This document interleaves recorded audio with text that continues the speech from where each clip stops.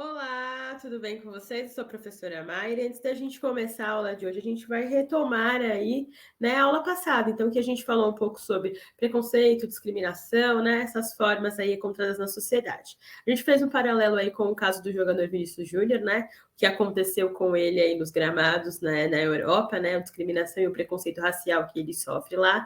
Então, a gente fez um paralelo com a nossa sociedade brasileira, né? Então, a gente precisa entender que essas formas de preconceito e discriminação elas não são exclusivas aqui do nosso país, né? Que elas acontecem em outros lugares, infelizmente, né? No mundo inteiro, e principalmente a discriminação racial, a discriminação de gênero, né? Nós sabemos aí que mulheres morrem, na maioria das vezes, por serem mulheres, né? Essa discriminação contra as pessoas homossexuais, né? Nós sabemos aqui que, pelo menos no Brasil, né, o tempo de vida, né, de uma pessoa homossexual é muito menor, né? Devido ao grau de violência que ela sofre, tá?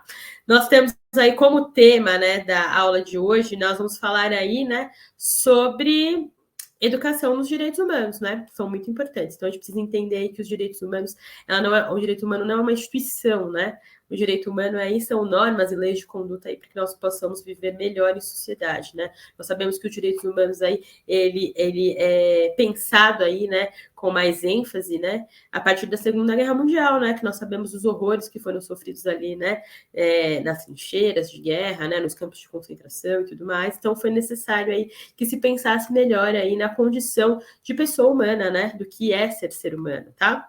Então nós temos aí como habilidade, nós vamos analisar aí situações da vida cotidiana, estilo de vida, valores, condutas, né, sempre naturalizando aí, problematizando as formas de preconceito, de discriminação, de intolerância e identificar também aí as ações que os direitos humanos fazem aí, né, para respeitar essa individualidade, né? Essa liberdade aí que as pessoas precisam ter, tá? Nós temos dois objetivos principais, tá? A gente vai falar um pouco aí da diferença entre a pobreza e a desigualdade social e a gente vai falar um pouquinho aí sobre os direitos humanos, tá? Muito brevemente aí falando sobre a história dos direitos humanos.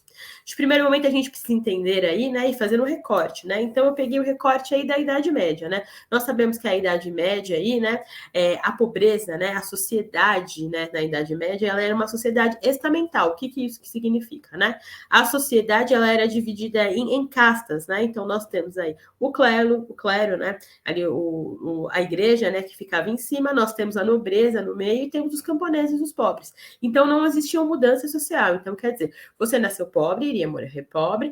Você não tinha como ascender socialmente, né? Então quer dizer, existia aí o poder divino de Deus. Então esses homens nobres, né, esta monarquia, né, ela era abraçada aí pelo clero, né, e dizia, ó, vocês são homens de Deus, e Deus fez com que vocês fossem ricos e que vocês governassem essa sociedade que está embaixo. E você nasceu pobre porque você precisa ser governado por aqueles que sabem mais que você, né?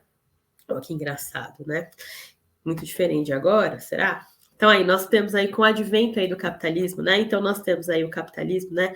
Nós temos a revolução industrial, né? A primeira revolução industrial que trouxe aí novos moldes de vida, né? Novos tipos de sociedade, ou melhor, de trabalho, né? De relação com o trabalho, né? Então a pobreza ela era explicada como algo de um não esforço individual. Então quer dizer, eu não trabalhei o suficiente, eu não fiz o suficiente para conseguir sair daquela situação, né? Então, assim, se percebam, né, que antes a culpa de você ser pobre era o seu nascimento e depois era o seu não trabalho, né? A sua não movimentação em sociedade para que aquilo mudasse, né? Que nós sabemos que é uma grande falácia, né? Principalmente numa sociedade capitalista, nós sabemos que tem muitas pessoas que trabalham aí 12 horas por dia, né? Na nossa sociedade existe isso ainda, né? Pessoas que trabalham muito e que não têm ainda essa mudança social, né? Para bens de consumo, né? Então, é necessário que a gente reflita sobre isso, não é? Não é o quanto mais eu trabalhar, mais eu vou ter, né? Nós temos aí uma sociedade que ela esmaga, né? Principalmente as pessoas mais pobres, né? Então, nós continuamos aqui. Então, a gente pode perceber que na antiguidade aí, né? E na Idade Média, aí nós tínhamos países aí que tinham essa sociedade que ela era estamental, que ela não tinha mudança, e depois nós tivemos aí, com o crescimento aí do capitalismo aí, essa mudança, né, entre proletariados e burgueses, né, que Marx tanto diz, né? Então, vamos pensar aí, conforme nós temos aí essa mudança, nós temos aí a desigualdade social, né? Então, a desigualdade social, ela é berço, né? O berço da desigualdade social aí é essa mudança que nós temos, né? De uma sociedade que era estamental para uma sociedade capitalista, né? Então, a gente percebe aí essas mudanças, né? Então, por exemplo, no Brasil, né? Nós temos aí uma visão muito geral, né, do que é a desigualdade social, né? Nós temos bairros muito próximos onde existe uma elite muito grande, né? Nós temos bairros muito interligados aí, que nós temos comunidades, né, que tem vários problemas aí para a subsistência, né, das pessoas, e comunidades que são muito ricas, uma do lado da outra, né? Então a gente consegue ver isso de uma forma bem clara na sociedade brasileira, né? Então é bom a gente trazer sempre para próximo de nós, né? E dando continuidade aí, a gente precisa entender que os direitos humanos, né, se reconhecer como pessoa, né, os direitos humanos, a gente tem que pensar que são essas normas aí que protegem a dignidade humana, né? Então percebo que a desigualdade social está muito interligada à falta de direitos humanos, né? As pessoas não terem os direitos básicos para viver em sociedade, né?